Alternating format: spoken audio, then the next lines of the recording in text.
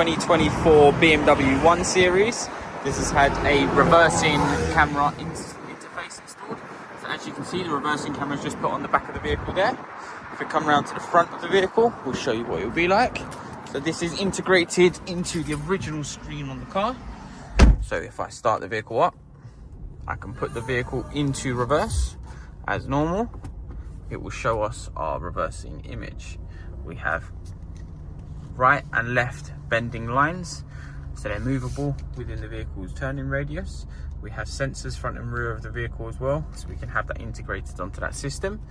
If I also change the settings on the screen, we can change it so the screen itself will either be a full screen, we can have it as a half screen, such as that, and vice versa. Obviously it also gives us the ability for moving guidelines as well, left and right.